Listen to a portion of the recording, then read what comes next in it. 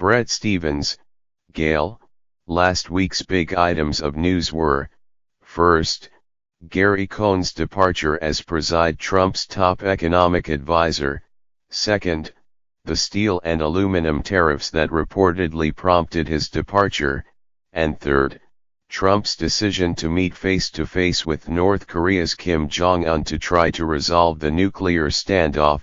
Ordinarily, liberals would be thrilled to see the architect of last year's tax bill leave the White House, even while the president chooses diplomacy over belligerence with Pyongyang. And they probably might not entirely mind the tariffs, either. Yet I'm going to guess that you're not jumping for joy. Am I wrong, Gayle Collins? The North Korean thing is good news followed by the realization that this is never going to work out well.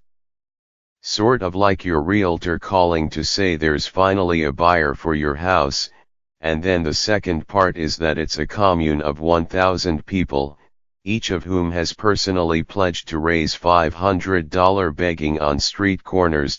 Bret, agree, though in this case I'd say it's like someone has agreed to buy your house, and you'd better sell it because the buyer will kill your realtor if you don't, so you'd better shave 50% off your asking price. But go on. Gayle, sort of the same on the tariffs. I don't have any problem with raising tariffs to protect specific industries that are being beaten up in the international marketplace. This one is aluminum and steel. Cannot help but think it had something to do with that congressional election underway in Pennsylvania. Bret, if only it were that shameless. My fear is that Trump actually believes, as he tweeted the other day, that trade wars are good and easy to win. Gayle, and when you hear the president saying that the North Korea negotiations will work because he has the support of China, producer of lots and lots of low-price steel, I just crawl back under the bed. Bret, for the past year, I've felt that the country has been suspended over air like Wile E. Coyote in those gravity-defying seconds before he takes the plunge to the canyon floor. My conservative friends keep saying, look, it's not that bad, and my reply is, just wait. Now the Trump catastrophe begins in earnest. Tariffs will beget international retaliation, until we really are in a trade war with consequences last witnessed in the 1930s. And whatever you thought of Gary Cohn, he was a moral and intellectual giant compared to Steve Mnuchin and Peter Navarro and the rest of the president's economic brain trust. Gayle, yeah, Donald Trump, the man who made Gary Cohn a moral and intellectual giant. Like making The Bachelorette the artistic equivalent of Pride and Prejudice. Bret, As for North Korea, I see two theories. First, Trump has swiftly brought Kim Jong-un to his knees using sanctions that previously never worked, or, second, Kim knows a sucker when he sees one. Gayle, I prefer a theory in which both men are idiots. Kim just babbled the stuff he always babbles, and suddenly Trump imagined he was back pretending to write The Art of the Deal and said, sure.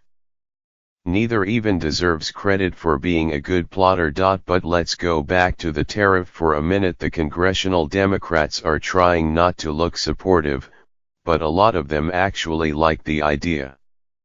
It's the congressional Republicans who are really going nuts. Yet they're not going to do anything, are they? The wimps. Bret, I wish I could believe that Kim is dim.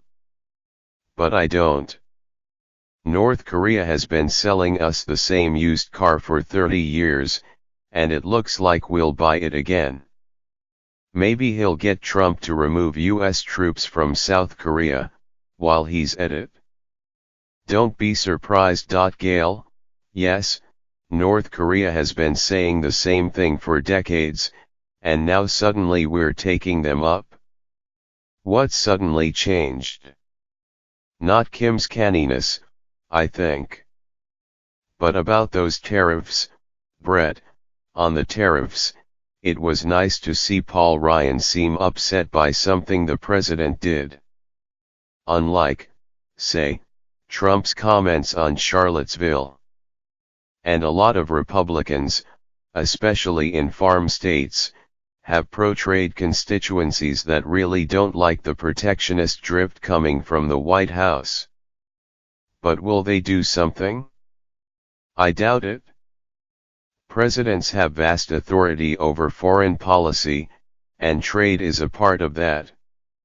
Next thing Trump will do is try to kill NAFTA right in time for a Hugo Chavez-like figure to get elected president in Mexico. Gale, Trump did run on the tariff idea. I'm wondering how it plays in western Pennsylvania, where we're watching the big special election to replace Tim Murphy, the Republican who famously fought against abortion while trying to make sure his mistress ended any unwanted pregnancies. The election's being billed as a referendum on the president. What do you think will happen, and will it have any national import, Brett? Well, Trump won the district by 20 points. If Rick Saccone, the Republican who is bidding to replace Murphy, loses to the Democrat, Connor Lamb, then Democrats can start thinking seriously in terms of a wave election. Gale, if Saccone squeaks in, I'm sure Trump will claim the victory. Which makes sense, I guess, given that Saccone is unexciting even for a state representative. And the president probably set a record Saturday for fewest mentions of the candidate in a Get Out the Vote rally. Brett, of course, Trump didn't talk much about Saccone. He talked about his favorite subject, himself. And he unveiled his 2020 campaign slogan, "Keep America Great." I don't think he really cares very much about winning the midterms. He might even be happier if Democrats take the House or the Senate. It will give him something to rail against for the following 2 years. Gale, now here's someplace where I'll bet we differ. The Democrat, Connor Lamb, is a very attractive candidate with a real genius for not saying anything exciting. He's not exactly for raising the age for rifle purchases to 21, but he's sort of open to discussing it in a bipartisan manner. He's for improving the Affordable Care Act, but not any kind of universal coverage. On trade he's for something reasonable that's popular with steel workers. I don't think there's anything wrong with promising to vote against Nancy Pelosi. She's been in there a long time. But I'd like to see more from the anti-Trump forces than just a sort of blah promise to be uncrazy. Brett, what would that be, Gale? The Democrats should come up with a real plan on health care that gets rid of the massive, wasteful bureaucracy we've got now. Maybe a version of Medicare for all, after all. And I would love to hear a conversation about the deficit that takes a serious look at waste. Particularly waste in the defense budget. And maybe an abortion reduction program that makes family planning services easily available and free. Preferably this would all be delivered by some really exciting candidates. Young would be nice, but old would be fine, too, just so long as they're new. The nation is ready for a fresh 75-year-old face. Brett, I'm always for fighting waste, though I would start with Ben Carson's dining set at HUD or Ryan Zinke's $139,000 doors at the Department of the Interior. Your abortion reduction plan sounds terrific to me, though on the larger health care question, I suspect what Americans want from that subject is to put it behind them for a decade or so. I guess I'm not against bland and boring and politics going together. We've had too much of spectacle and terror and freak shows. Oh, which reminds me of the one subject we didn't raise today, a certain liaison the president had 12 years ago, and a certain payment about it. Our colleague Michelle Goldberg made a powerful case the other day that Trump may have violated campaign finance laws. Wouldn't it be something if the storm that brings this presidency down is, eponymous, Gail?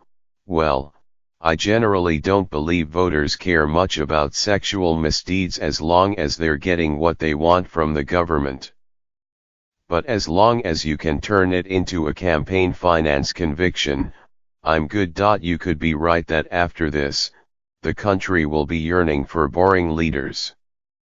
Vote for X, he's dull as dishwater. I can see it now. Maybe this means Mitt Romney really is coming back.